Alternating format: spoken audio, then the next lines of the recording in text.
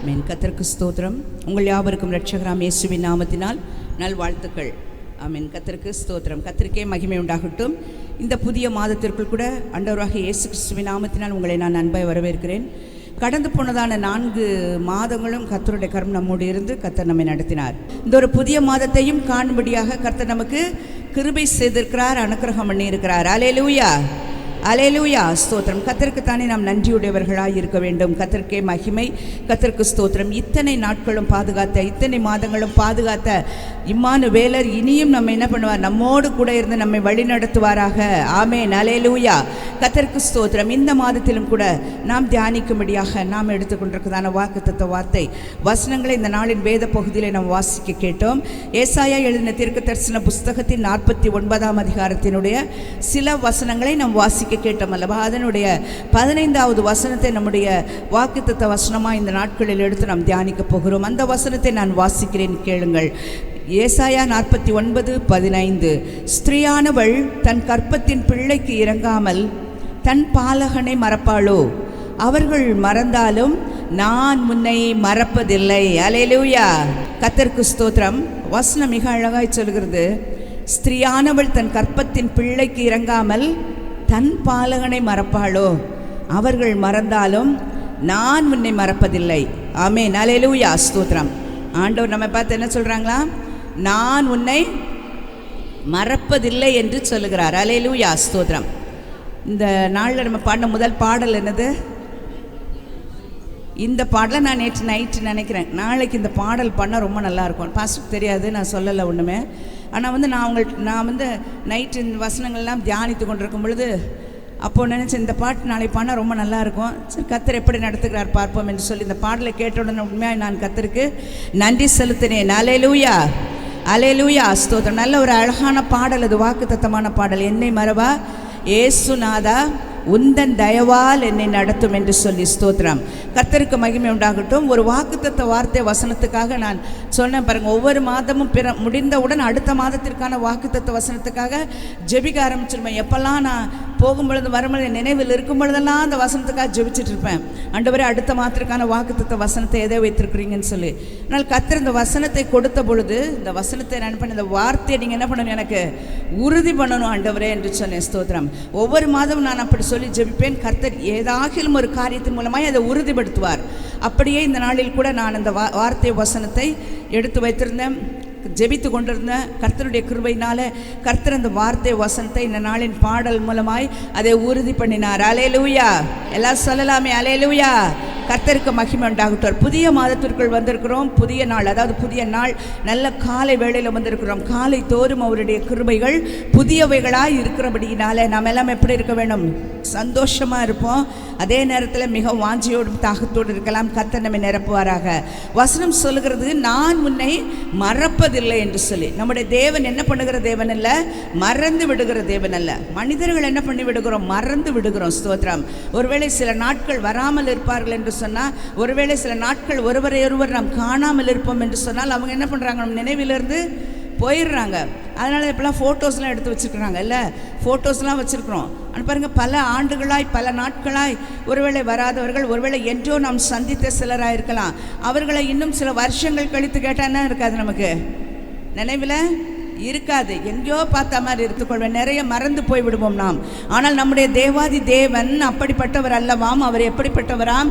நம்மை மறந்து விடாத தேவனாய் இருக்கிறார். அல்லேலூயா, ஸ்தோத்திரம். அவர் சொல்லுகிறார், ஸ்திரீயானவள் தன் கற்பத்தின் பிள்ளைக்கு இறங்காமல் தன் பாலகனை மறப்பாளோ? அவர்கள் மறந்தாலும் நான் உன்னை மறப்பதில்லை என்று சொல்லுகிறார். பாருங்க, எவ்வளவு அழகான ஒரு வார்த்தை இல்லை? நம்ம நினைவில் இந்த வார்த்தை என்ன பண்ணக்கூடாது? மறக்கவே கூடாது. அல்லேலூயா, ஸ்தோத்திரம். ஆண்டவர் சொல்ல, நான் உன்னை மறப்பதே கிடையாது. ஸ்திரீயானவள் தன் கற்பத்தின் பிள்ளைக்கு இறங்காமல், தன் பிள்ளைக்கு தான் பெற்ற பிள்ளைக்கு இறங்காமல் எந்த தாய் என்ன பண்ண மாட்டாங்க? மறந்து போகவே மாட்டாங்க. பிள்ளையே மறந்து விட்டு தூக்கி எறிந்து விடுகிற தாய்மார்கள் இந்த நாட்கள் இருக்கத்தான் செய்கிறார்கள். ஒரு சம்பவத்தை நான் படித்தேன். சவுதி அரேபியாவிற்கு கடந்து போன ஒரு ஃப்ளைட்டில் அந்த பாத்ரூம், அந்த டாய்லெட்டில் ஒரு குழந்தையை பெற்று அந்த பிள்ளையை கொண்டு போய் அங்கே இருக்க அந்த பாத்ரூமில் இருக்கிற அந்த டாய்லெட்டில் உள்ள அந்த டஸ்ட்பினில் போட்டுட்டு போயிட்டாங்களாம். ஃப்ளைட்டில் வந்திருக்கிறாங்க பாருங்கள். அது எவ்வளோ மணி நேரம் ஆகிருக்கும் தெரியாது. ஆனால் அந்த மணி நேரத்திற்குள் ஒரு பிள்ளையை பெற்று அந்த பிள்ளையை கொண்டு போய் என்ன பண்ணிட்டாங்களாம், டாய்லெட்டில் கொண்டு போய் போட்டிருக்காங்க. நல்ல வேளை சில இடங்கள்லாம் டாய்லெட்குள்ளேயே கொண்டு போய் அமைக்கிடுறாங்க. அப்படிலாம் இல்லாமல் அந்த குப்பை கூடையில் போட்டு போயிருக்கிறாங்க.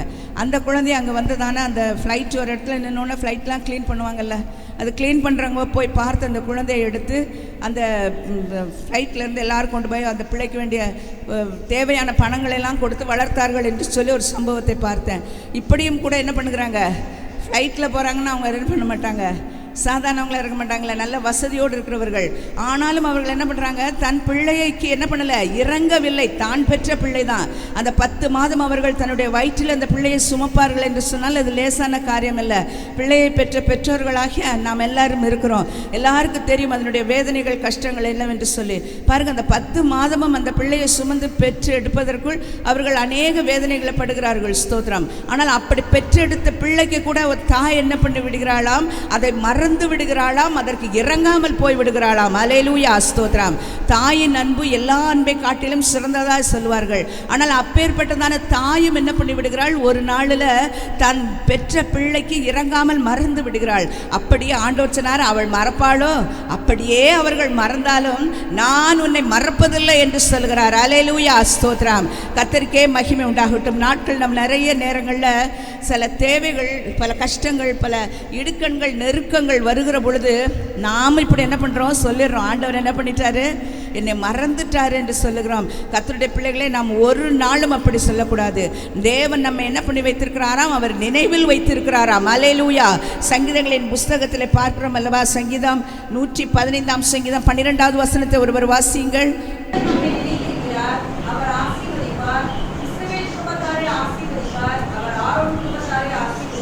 அடுத்தது வாசிங்கம்மா. ஆமேன். அல்லேலூயா. எல்லாம் சொல்லலாமே. ஆமேன். நம்ம நினைக்கிறதுக்கு ஒருத்தங்க இருக்கிறாங்க பாருங்க. நம்ம ஒருவேளை இன்னொருத்தங்க நினைக்கலன்னு சொன்னால் என்ன பண்ணுவோம், ரொம்ப சந்தோஷப்படப்பா, என்ன நினைக்கவே இல்லை அவங்க அப்படின்னு சந்தோஷப்படுவோமா? ஒருவேளை பத்திரிக்கை கொடுக்குறாங்கல்ல, இன்விடேஷன்ஸ் கொடுக்கும் பொழுது யாராவது ஒருத்தர் தவறி விட்டார்கள் என்று ரொம்ப வருத்தப்படுவாங்க பாருங்கள். அந்த இன்விடேஷன் கொடுத்து அவங்க அந்த கல்யாணத்துக்கும் அந்த ஃபங்க்ஷனுக்கு போனால் செலவு யாருக்கு சொல்லுங்கள்? யாருமே கல்யாணத்துக்கு போகிறது இல்லையா? இல்லை கல்யாணத்துக்கு போனால் எதுவுமே செய்கிறது இல்லையா? கல்யாணத்துக்கு போனால் என்ன பண்ணுவோம், ஏதாவது ஒரு கிஃப்ட்டு கொடுப்போம்ல, ஒரு அன்பு நிமித்தம் நம்ம கொடுக்குறோம். சிலர் கட்டாயத்தின் பேரில் கொடுக்குறாங்க. கட்டாயம் வேறு வழியே இல்லைங்க, போய் தான் ஆகணும் அப்படிங்கிற கட்டாயத்தின் பேரில் போகிறாங்க. அதுக்கு என்ன பண்ணுறாங்க, அவர்கள் ஒரு வேளை ஒரு பணம் எழுதியிருந்தால் அதற்கு அதிகமான பணத்தை என்ன பண்ணணும், கொடுக்கணும்னு சொல்லி செய்கிறாங்க. சிலர் அன்பின் நிமித்தமாக செய்கிறாங்க, அதெல்லாம் நம்ம சொல்கிறது இல்லை. ஆனால் அந்த இன்விடேஷன் நமக்கு வரலைன்னா என்ன செய்வோம், ரொம்ப அங்கலாய்ப்போம். எனக்கு என்ன பண்ணலை, இன்விடேஷன் கொடுக்கல, ஏன் என்ன எப்படி என்னை மறந்தாங்க, குடும்பத்தில் இத்தனை பேர் இருக்கும்போது என்னை மட்டும் எப்படி மறந்தார்கள், எங்கிட்ட எவ்வளோ பழகியிருக்காங்க, நான் அவங்களுக்கு செய்த உதவி எவ்வளவு, நான் அவர்களோடு கூட எத்தனை நாட்கள் கழித்திருக்கிறேன், சந்தோஷமாக இருந்திருக்கேன். ஆனால் அவங்க என்ன பண்ணிட்டாங்க, என்னை மறந்து விட்டார்கள் என்று சொன்னால் நம்ம இருதயம் என்ன பண்ணோம், என்ன யாருக்குமே அந்த அனுபவமே இல்லையா? பரவாயில்ல, எல்லாரும் உங்களை நினைத்து இருக்கிறார்கள். அல்லேலூயா, கர்த்தருக்கு ஸ்தோத்திரம். ஆனாலும் மனிதர்கள் என்ன பண்ணுவாங்க, மறந்து விடுவார்கள் நிச்சயமாய். ஆனால் தேவாதி தேவன் நம்மை என்ன பண்ணிடுறாராம், அவர் நினைத்து இருக்கிறாராம். ஸ்தோத்திரம். அவர் நம்மை மறந்து விடுகிற தேவன் அல்லவே அல்ல. அவர் நம்மை நினைத்திருக்கிறார். எதற்காக நினைத்திருக்கிறார் என்று சொன்னால் நம்மை ஆசீர்வதிக்கும்படியாக நினைத்திருக்கிறாராம். அல்லேலூயா. எதுக்குங்க நினைச்சிட்டு இருக்கார் நம்மை ஆசீர்வதி பக்கெல்லாம் சொல்லலாமே. கர்த்தர் நம்மை எதற்காய் நினைத்திருக்கிறார், நம்ம வாயால் சொல்லும் பொழுது தான் நம்ம எப்படி அறிக்கை பண்ணுகிறோமோ அதுதான் நமக்கு வாய்க்கும். அல்லேலூயா, அல்லேலூயா, ஆமேன். கர்த்தருக்கு ஸ்தோத்திரம் உண்டாவதாக. தேவன் நம்மை நினைத்திருக்கிறார். அவர் ஆசீர்வதிப்பார். அவர் ஆரோன் குடும்பத்தாரை ஆசீர்வதிப்பார். அவர் இஸ்ரவேல் குடும்பத்தாரை ஆசீர்வதிப்பார். கர்த்தருக்கு பயப்படுகிற சிறியோரையும் பெரியோரையும் கர்த்தர் ஆசீர்வதிப்பாராம். அல்லேலூயா, அல்லேலூயா. கர்த்தருக்கே மகிமை உண்டாகட்டும். ஸ்தோத்திரம். தேவன் நம்மை நினைத்திருக்கிற தேவன், நம்மை நினைவில் வைத்து கொண்டே இருக்கிற தேவன். ஒரு வசனத்தை வாசித்தோம் அல்லவா, ஸ்திரீயானவள் தன் கற்பத்தின் பாலகனுக்கு இறங்காமல் அவளை மறப்பாலோ, அவள் மறந்தாலும் நான் உன்னை மறப்பதில்லை. அடுத்த வசனம் என்ன சொல்கிறது பாருங்க, அவர் நம்ம எங்க வைத்திருக்கிறாராம், உள்ளங்கையில் வரைந்து வைத்திருக்கிறாராம். ஸ்தோத்திரம். அவருடைய மதில்கள் எல்லாம் எனக்கு முன்பாக நிற்கிறது என்று சொல்கிறார். அல்லேலூயா, ஸ்தோத்திரம். நம்மை எப்பொழுதும் என்ன பண்ணுகிறாராம், அவருக்கு முன்பாய் வைத்திருக்கிறாராம், உள்ளங்கையில் என்ன பண்ணியிருக்கிறாராம், வரைந்து வைத்திருக்கிறாராம். நம் ஒருவர் மாத்திரமல்ல, இந்த உலகத்தில் இருக்கிற அத்தனை பேரையும் ஆண்டவர் என்ன பண்ணியிருக்கிறார், வரைந்து வைத்திருக்கிறாராம். அல்லேலூயா, ஸ்தோத்திரம். நம்மை மறக்கிற தேவன் அல்லவே அல்ல. ஏசாயா 44ஆம் அதிகாரத்தினுடைய 21ஆம் வசனத்திலே சொல்லப்படுகிறது. பாருங்கள் அந்த வசனத்தை.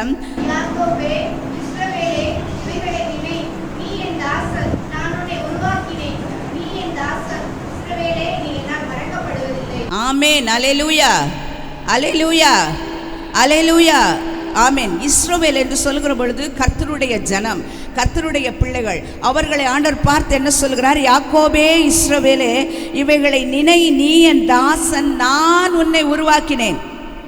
நீ என் தாசன் இஸ்ரவேலே, நீ என்னால் மறக்கப்படுவதில்லை என்று ஆண்டவர் சொல்கிறார். அல்லேலூயா, உறுதிப்படுத்துகிறார். பாருங்க, நீ என்னுடைய தாசன், நீ என்னுடைய சொந்த ஜனம், நீ என் பிள்ளை இஸ்ரவேலே, யாக்கோபே என்று சொல்லுகிறார். ஸ்தோத்திரம். இஸ்ரவேல் என்கிற தேவ ஜனங்கள், நீங்களும் நானும் அவராலே தெரிந்து கொள்ளப்பட்ட தேவ ஜனம். உண்மைதானே? ஆமென். அல்லேலூயா. ஒரு நாள் அக்கிரமங்களில் இருந்தோம், ஒரு நாள் பாவத்தில் மரித்து கிடந்தோம். ஸ்தோத்திரம். தூரமாய் இருந்தோம், தேவனை விட்டு தூரமானவர்களாய் காணப்பட்டோம்.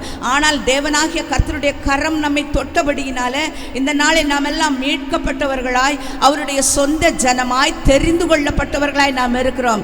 நம்மை பார்த்துதான் கர்த்தர் சொல்லுகிறார், இஸ்ரவேலே நீ என்னால் மறக்கப்படுவதில்லை என்று சொல்லி. அல்லேலூயா, ஸ்தோத்திரம். மறந்து விடுகிற தேவன் நம்முடைய தேவன். நல்ல பிரியமானவர்களை, கர்த்தருக்கு ஸ்தோத்திரம். அவர் என்று என்ன சொன்னாரோ அந்த வார்த்தை நிறைவேறு மட்டும், வசனம் சொல்கிறல, அவர் சொன்னதை நிறைவேற்றும் அளவும் நம்ம என்ன பண்ணுகிறது இல்லையாம், நம்மை கைவிடுகிறது இல்லை என்று சொல்கிறார். அல்லேலூயா, ஸ்தோத்திரம். கர்த்தருக்கே மகிமை உண்டாகட்டும். பாருங்க, வசனத்தில் பார்க்கிறோம், இஸ்ரவேல் நீ என்னால் மறக்கப்படுவதில்லை. கர்த்தருடைய பிள்ளைகளாய் இருக்கிற நம்மை கர்த்தர் என்ன பண்றதில்லை, மறக்கிறதே கிடையாது. ஒவ்வொருவரையும் நினைவில் வைத்துக்கொண்டே இருக்கிறார். ஸ்தோத்திரம். ஆசீர்வதிக்கும்படியாய் நினைவில் வைத்துக் கொண்டிருக்கிறார். அது சிறியோராய் இருக்கலாம், பெரியோராய் இருக்கலாம், இஸ்ரவேல் குடும்பமாய் இருக்கலாம், ஆரோன் குடும்பமாய் இருக்கலாம். யாராக இருந்தாலும் கர்த்தர் என்ன பண்ணி வைத்திருக்கிறாராம், தன்னுடைய நினைவில் வைத்திருக்கிறார். அல்லேலூயா, ஸ்தோத்திரம். கர்த்தருக்கு மகிமை உண்டாகட்டும். நம்மை நினைக்கும்படி இந்த பூமியில யாருமே இல்லை. கவலைப்படாதீங்க. தேவாதி தேவன் அவர் நம்ம நினைத்து கொண்டே இருக்கிறார். ஸ்தோத்திரம். தகப்பனும் தாயும் கூட கைவிடுவார்கள், ஆனால் நான் உன்னை என்ன பண்ணுவேன் என்று சொல்கிறார், நான் உன்னை சேர்த்துக் கொள்வேன் என்று சொல்கிறார். அல்லேலூயா, கர்த்தருக்கு மகிமை உண்டாகட்டும். லூக்கா 12ஆம் அதிகாரம் 6-7 வசனங்களை ஒருவர் வாசிக்கலாம்.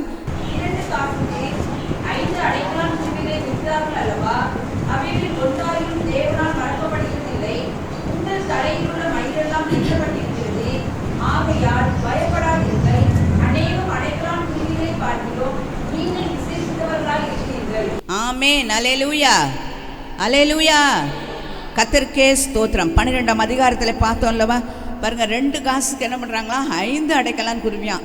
இப்போலாம் லவ் பேர்ட்ஸ் அதெல்லாம் சின்ன சின்ன குருவிங்கெல்லாம் என்ன ஆயிடுச்சு, ரொம்ப விலை. இந்த அடைக்கலான் குருவி என்று சொல்லி ஒரு குருவி இருக்குமே, அந்த குருவியை நம்ம பார்த்துருக்கோமா? இன்னும் சொல்லவே மாட்டேங்க. குருவி தான், காக்கா குருவி, அடைக்கலான் குருவி என்னன்னா ரொம்ப எல்லாரும் யோசிக்க ஆரம்பிச்சிட்டிங்க. ஒன்றும் இல்லை, முந்தியெல்லாம் இருந்தது அந்த குருவி, இப்போ இல்லை. அதனால தான் நம்மளாம் யோசிக்கிறது போல் ஆயிடுச்சு. வீடுகளிலே வந்து தங்கி வீட்டில் ஃபோட்டோ மேலே, வீட்டில் அந்த மேலே இருக்கிற நிலைகள்லாம் வந்து என்ன பண்ணோம், குட்டியாக கூடு கட்டி அதில் என்ன பண்ண, முட்டையிட்டு சின்ன குருவியாக இருக்கும். அந்த குருவி தான் பேர் என்னது, அடைக்கலான் குருவி. ஸ்தோத்திரம். பாருங்கள், அந்த குருவிங்கள்லாம் இப்போ என்ன இல்லை, பார்க்க முடியுதா? நம்ம பார்க்கவே முடியல பாருங்கள். ஆனால் அந்த குருவிகள்லாம் இங்கே நம்ம ஊருங்களெல்லாம் சாப்பாடு கிடைக்கல, தங்குறதுக்கு நல்ல இடம் கிடைக்கல. முந்தியெல்லாம் ஓட்டு வீடு இருக்கும், அதில் தங்கும். இங்கெல்லாம் எங்கே கொண்டு போய் கட்ட முடியும்? கட்டுறதுக்கு அதுக்கு என்ன இல்லை, வீடு கட்டுவதற்குரிய இடம் இல்லை. அதனால் என்ன பண்ணிட்டாங்க, தனக்கு எங்கே வசதியோ அந்த இடத்துக்கு போய்விட்டார்கள். அல்லேலூயா, ஸ்தோத்திரம். அதுதான் அடைக்கலான் குருவி என்று சொல்கிறார். அற்பமாய் நினைக்கப்படுகிற ஒரு குருவி அது. ரொம்ப அதுக்கு என்ன பண்ண மாட்டாங்க, முக்கியத்துவம் கொடுக்க மாட்டாங்க. அந்த அடைக்கலான் குருவி கூட என்னவாம், 2 காசுக்கு 5 அடைக்கலான் குருவிகளே விற்கிறார்களாம். அப்படி அற்பமான ஒரு சாதாரண நிலைமையில் இருக்கிற அந்த குருவியை கூட ஆண்டவர் என்ன பண்ணலையா, மறக்கவில்லையா. ஸ்தோத்திரம். வசனம் சொல்லுகிறது பாருங்க, அவைகளில் ஒன்றாகிலும் தேவனால் என்ன பண்ணுறதில்ல, மறக்கப்படுகிறதில்லை. அவைகள் மேலே பறந்து கொண்டு இருக்கின்றன. தேவன் அதை மறந்துட்டா என்ன ஆகிடும், எல்லாம் கீழே விழுந்து செத்து போயிடும். தேவன் அப்பேற்பட்டதான அற்பமாய் நினைக்கப்படுகிற 2 காசுக்கு 5 அடைக்கலான் குருவிகளை விற்கிற அப்படிப்பட்ட நிலைமையில் இருக்கிற அந்த குருவிகளை கூட ஆண்டவர் மறக்கவில்லை என்று சொன்னால், தேவாதி தேவனாகி அவருடைய பிள்ளைகளாக இருக்கிற உங்களையும் என்னையும் அவர் மறந்து விடுவாரா? அல்லேலூயா, ஸ்தோத்திரம். ஆமீன். ஏனென்றால் நம்ம அவைகளை பார்க்கலாம் எப்படி இருக்கிறோமாம், விசேஷித்தவர்களாக இருக்கிறோம். அல்லேலூயா, ஸ்தோத்திரம். வசனம் சொல்லுங்க, தலையில் இருக்க முடியெல்லாம் என்ன பண்ணியிருக்கு? எண்ணப்பட்டிருக்கு. முடி கீழே கொட்டும் போதெல்லாம் என்ன சொல்லுவோம்? ஐயோ முடி கொட்டுதேன்னு சொல்லுவோம்ல. ஆனால் தலையில் எத்தனை முடி இருக்குன்னு ஆண்டவர் என்ன பண்ணியிருக்காங்களாம்? கவுண்ட் பண்ணி வச்சுருக்காங்களாம். சிலருக்கு நிறைய முடி இருக்கும், சிலருக்கு கொஞ்சம் முடி இருக்கும். ஆனால் அத்தனை முடியும் ஆண்டவர் என்ன பண்ண வைத்திருக்கிறார்? சொல்லுங்கப்பா, எண்ணி வைத்திருக்கிறார். அல்லேலூயா, ஸ்தோத்திரம். உங்கள் தலையில் உள்ள, நான் புதிய ஒரு கதை சொல்லல, வசனத்தை தான் சொல்லுகிறேன். உங்கள் தலையில் உள்ள மயிரெல்லாம் எண்ணப்பட்டிருக்கிறது, ஆகையால் பயப்படாதிருங்கள். அநேகம் அடைக்கலான் குருவிகளை பார்க்கிலும் நீங்கள் விசேஷித்தவர்கள் அல்லவா. ஒரு குருவி இல்லை, 2 காசு விற்கப்படுகிற 5 குருவி இல்லை, அநேகம் அடைக்கலான் குருவிகளை பார்க்கிலும் நீங்களும் நானும் ஆண்டவருக்கு விசேஷமானவர்கள். அல்லேலூயா, ஸ்தோத்திரம். ஆனபடினால் ஆண்டவர் ஏன் தெரியுமா? நம்ம மறக்காமல் வச்சிருக்கிறதுனால. அல்லேலூயா, ஸ்தோத்திரம். தேவன் நம்ம நினைவில் வைத்திருக்கிறார். நமக்கு வர்ற கஷ்டம், நமக்கு வர்ற தொல்லைகள், பிரச்சனை, இதெல்லாம் பார்த்த உடனே நமக்குள் தோன்றுகிற முதல் என்ன தெரியுமா? ஆண்டவர் என்னை என்ன பண்ணிட்டாரு? மறந்து விட்டார்.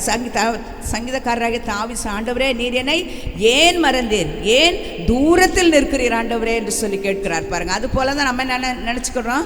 நிறைய நேரத்தில் அப்படி சொல்கிறோம், ஆண்டவரே நீர் எங்களை மறந்து விட்டீர், ஏன் எங்களுக்கு விட்டு தூரமாக இருக்கிறீர் என்று சொல்லுகிறோம். ஸ்தோத்திரம். தேவாதி தேவன் நம்மை மறந்து விடுகிற தேவன் அல்லவே அல்ல.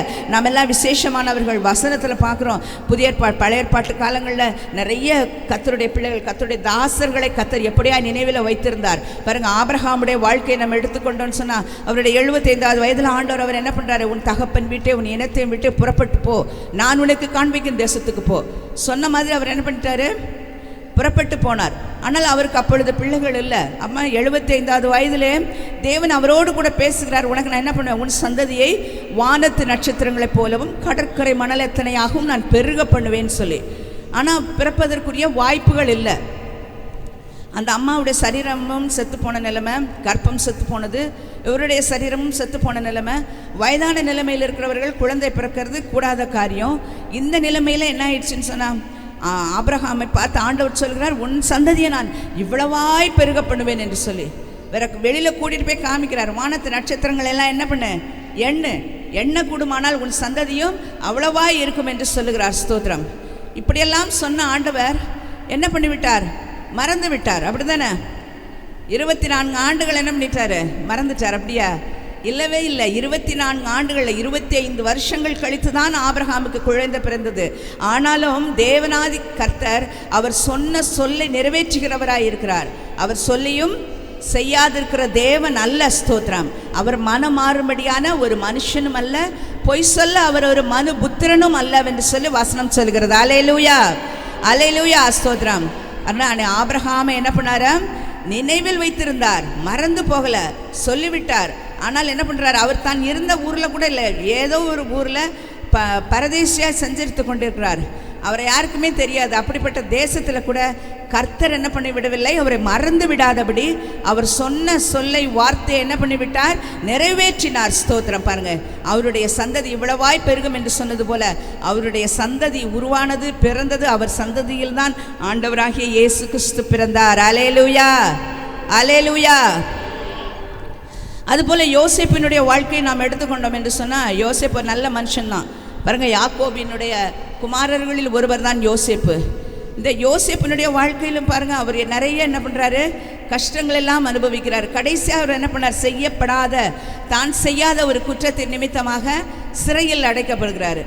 ஆனால் அந்த சிறையில் இருந்த பொழுது அந்த கனவெல்லாம் பார்த்த பானபாத்திரக்காரனுக்கும் சுயம்பாகிகளின் தலைவனுக்கும் அவர் என்ன செய்கிறார்? அதனுடைய அர்த்தத்தை விளங்க சொல்லி கொடுக்கிறார். ஆனால் அந்த நேரத்தில் பாருங்கள், அந்த பானபாத்திரக்காரன் இடத்துல ஒரு வார்த்தை சொல்கிறார், நீ போய் என்ன பண்ணு, நீ விடுதலையாகி போன பிறகு என்ன பண்ணு, நினைத்துக்கொள் என்று சொல்கிறார்.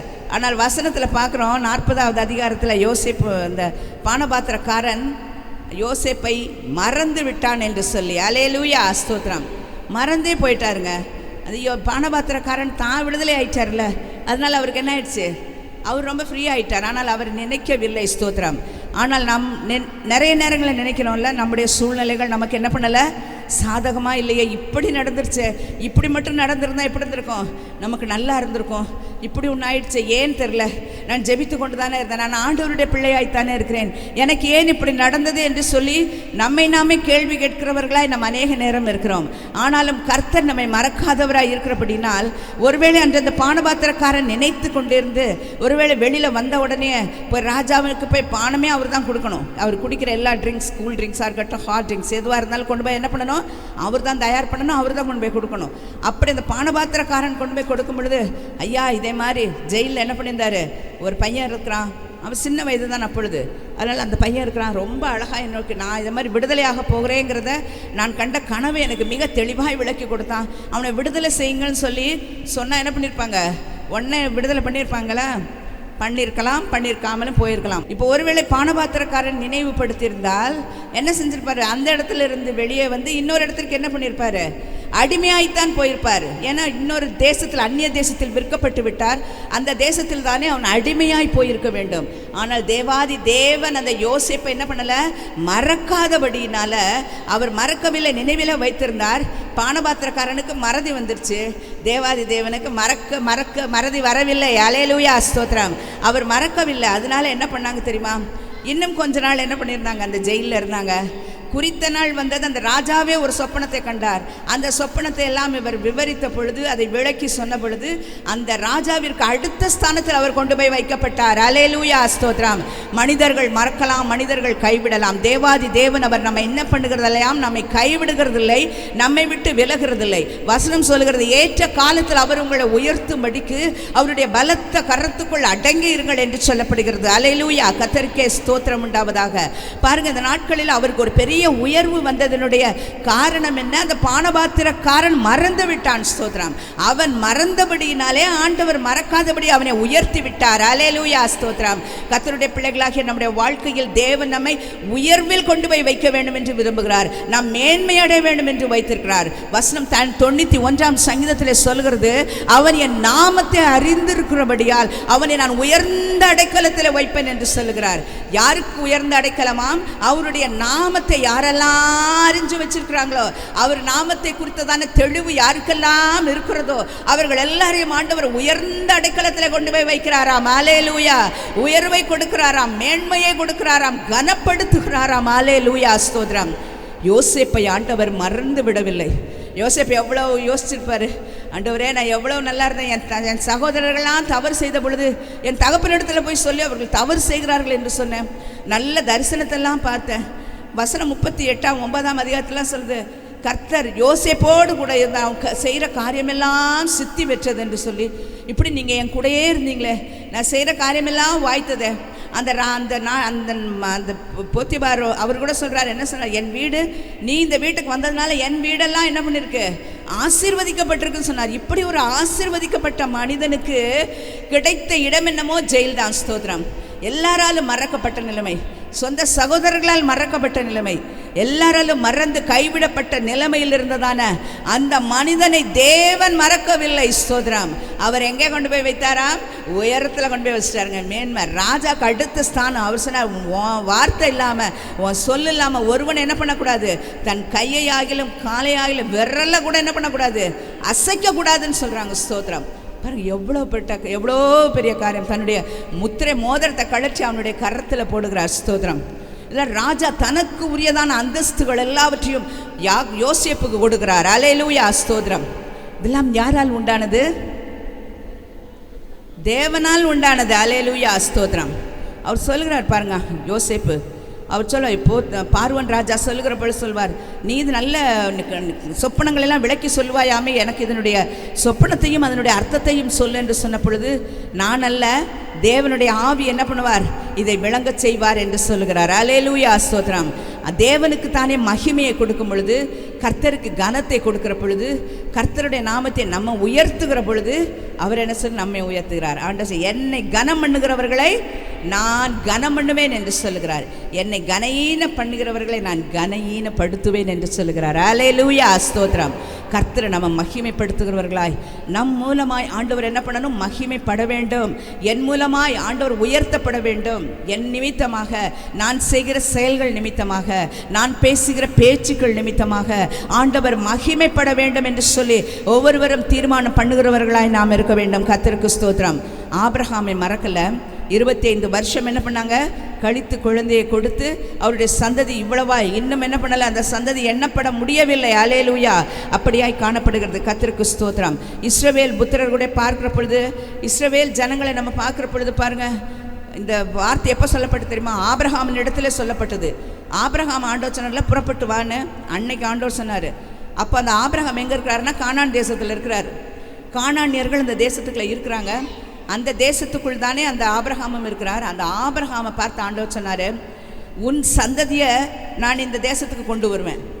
அப்போ ஆபிரகாம் எங்கே இருக்கிறார்? கானான் தேசத்தில் தான் இருக்கிறாரு. உன் சந்ததியை இந்த தேசத்துக்கு கொண்டு வருவேன். அதற்கு முன்பாக உன் ஜனங்கள் எல்லாரும் என்ன பண்ணுவாங்க, அந்நிய தேசத்திலே அடிமைப்படுத்தப்படுவார்கள். 400 வருஷத்திற்கு மேலாக அவர்கள் அடிமைப்படுத்தப்படுவார்கள் என்று சொன்னார். ஆனால் தேவனாய் கர்த்தர் தலைமுறைகள் கடந்து போய்விட்டது. ஸ்தோத்திரம். பாருங்க, ஆபிரகாம் மரித்து போனார், ஈசாக்கு மரித்து போனார், யாக்கோபு மரிக்கும் தருவாயில் இருக்கிறாரு. 4வது தலைமுறையான யோசேப்பு நிமித்தமாக அந்த உடன்படிக்கையை, அந்த வார்த்தையை கர்த்தர் நினைவு கூர்ந்தார். அல்லேலூயா. ஸ்தோத்திரம். எத்தனை தலைமுறை ஆனாலும் சரி, 1000 தலைமுறைகள் ஆனாலும் சரி, தேவன் நமக்கு சொன்ன வார்த்தையை ஒரு நாள் மறந்து விடுகிறதில்லை. அவர் சொல்லிய வார்த்தை ஒன்று வீணாய் தரையிலே விழுந்து விடுகிறதில்லை. ஸ்தோத்திரம். எல்லாவற்றையும் கர்த்தர் நிறைவேற்றுகிறவராய் இருக்கிறார். ஏனென்றால் அவர் நம்மை மறந்து விடுகிற தேவன் அல்லவே அல்ல. அவர் நம்மை மறவாதவராய் இருக்கிறார். ஸ்தோத்திரம். கர்த்தருக்கு மகிமை உண்டாகட்டும். 430 வருஷம் இஸ்ரவேல் ஜனங்களை எங்கிருந்து கொண்டு வந்தாங்க? எகிப்திலிருந்து ஆண்டவர் கொண்டு வந்தார். மறந்து விடவில்லை. பாருங்க, கானான் ஆபிரகாமுக்கு அந்த சொன்ன வார்த்தை, அந்த வார்த்தையை கர்த்தர் நிறைவேற்றுவதற்கு எவ்வளவு உண்மை உள்ளவராய் இருந்தார். ஸ்தோத்திரம். அவர் சொல்லுகிற வார்த்தையிலே உண்மை உள்ள தேவன். அவர் வாக்கு பண்ணினார் என்று சொன்னால் அந்த வார்த்தையில் உண்மை உள்ள தேவனாக இருக்கிறாங்க. ஸ்தோத்திரம். கர்த்தருக்கே மகிமை உண்டாகட்டும். இஸ்ரவேல் ஜனங்கள் 430 வருஷம் அந்த எகிப்து தேசத்தில் தானே அவர்கள் அடிமையாக இருந்த பொழுதும் அவர்களை மீட்டு எடுக்க வேண்டும் என்று சொல்லி ஆபிரகாமுக்கு சொன்ன அந்த வார்த்தையை நினைவு கூர்ந்து ஆண்டவர் என்ன செய்தாங்களாம்? அவர்களை வெளியே கொண்டு வந்தார். அல்லேலூயா. கர்த்தருக்கே மகிமை உண்டாகட்டும். பாருங்க, நிச்சயமாக இப்படியாக இஸ்ரவேல் ஜனங்களுக்கு செய்த தேவன், ஆபிரகாமுக்கு அப்படி தன்னுடைய உடன்படிக்கை நினைவு கூர்ந்த தேவன், யோசேப்பை நினைவு கூர்ந்த தேவன் உங்களையும் என்னையும் மறந்து விடுவாரா? ஆமீன். ஸ்தோத்திரம். கடைசியாக ஒரு வசனத்தை வாசிக்கலாம். எபிரேயர் 6ஆம் அதிகாரம் 10வது வசனத்தை ஒருவர் வாசியுங்கள்.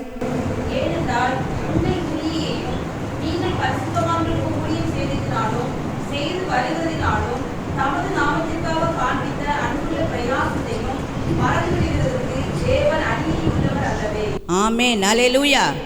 அல்லேலூயா. எல்லாம் சந்தோஷமாக இருக்கீங்களா? நம்மளை நினைக்கிறக்கு ஆண்டவர் இருக்கிறாருங்க. அல்லேலூயா. ஸ்தோத்திரம். வசனத்தை நான் வாசிக்கிறேன்.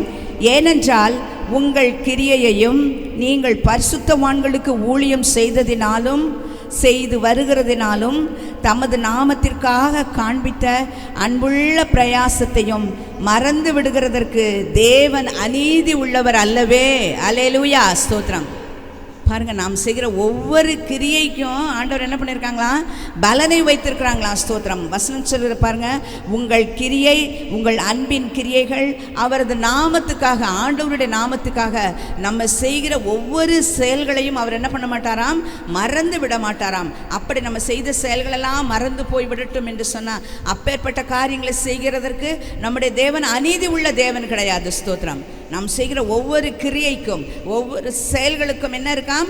பலன் உண்டு. உன் செய்கைக்கு தக்க பலன் உண்டென்று கர்த்தர் சொல்லுகிறார். அல்லேலூயா. ஸ்தோத்திரம். ஆனபடினாலே கர்த்தர் நம்மை மறந்து விடுகிறவர்கள. நாம் செய்கிற ஒரு சின்ன காரியமாக இருக்கலாம், பெரிய வேலையாக இருக்கலாம், ஒருவேளை பெரிய ஊழியமாக இருக்கலாம், கர்த்தருக்காய் கொடுக்கிற செயலாக இருக்கலாம், ஒருவேளை மற்றவர்களுக்காக நாம் ஜெபிக்கிற ஜெபமாக இருக்கலாம். என் நாமத்தின் நிமித்தம், ஆண்டவருடைய நாமத்தின் நிமித்தம் நாம் என்னென்ன வேலைங்க செய்கிறோமோ, என்னென்ன கிரியைகள் செய்கிறோமோ, என்னென்ன அன்பின் பிரயாசங்கள் எடுக்கிறோமோ, அந்த காரியங்களுக்கெல்லாம் என்ன உண்டாம்? அவைகள் எல்லாவற்றையும் அவர் ஒன்றை கூட ஆண்டவர் என்ன பண்ண மாட்டாங்களாம்? மறந்து விட மாட்டாராம். ஸ்தோத்திரம். வசனம் சொல்ல அவைகள் எல்லாம் என் கணக்கில் அல்லவோ இருக்கிறது என்று சொல்லுகிறார். அல்லேலூயா. ஸ்தோத்திரம். அவர் அநீதி உள்ள தேவன் அல்லவே அல்ல. ஸ்தோத்திரம். ஆனபடினாலே கர்த்தருடைய பிள்ளைகள் இந்த நாளில் நாம் செய்கிற கர்த்தருக்காக நம்ம செலவழிக்கிற நேரம் இருக்கு பாருங்க, அதை ஆண்டவர் என்ன பண்ண மாட்டாரா? மறக்க மாட்டாங்க. கர்த்தருக்காக தேவ சமூகத்தில் நாம் செலுத்துகிற ஒவ்வொரு நிமிஷமும் ஒவ்வொரு வேளையும் நாம் பணங்களை செலவு பண்ணுகிறோமா? கர்த்தருடைய நாமத்தின் நிமித்தம் அவைகள் எல்லாவற்றிற்கும் என்ன இருக்கு? உங்களுடைய அன்பின் பிரயாசங்கள் எல்லாவற்றிற்கும் நல்ல பலன்கள் உண்டு. அவையெல்லாம் ஆண்டவர் என்ன பண்ணுறதெல்லாம் மறந்து விடுகிற தேவன் அல்லவே அல்ல. ஸ்தோத்திரம். ஆனப்படினால இந்த மாதத்தில் தானே கர்த்தர் நமக்கு கொடுத்துருக்கிற அந்த வார்த்தையை நம்ம எல்லாரும் நம்முடைய வசனத்தை அந்த எல்லாரும் எடுத்துக்கொள்ளலாமா? ஏசாயா எழுதின தீர்க்க தரிசன புஸ்தகம் 49ஆம் அதிகாரம் 15ஆம் வசனத்தை எல்லாரும் சேர்ந்து வாசிக்க போகிறோம். எல்லாரும் சேர்ந்து வாசிக்கலாம். ஸ்திரீயானவள் தன் கற்பத்தின் பிள்ளைக்கு இறங்காமல் தன் பாலகனை மறப்பாளோ? அவர்கள் மறந்தாலும் நான் உன்னை மறப்பதில்லை. ஆமேன், ஆமேன். ஸ்தோத்திரம். கர்த்தர் நம்மை நினைத்திருக்கிறார். நம் யாவரையும் ஆசீர்வதிப்பார். ஆமேன். அல்லேலூயா. ஸ்தோத்திரம்.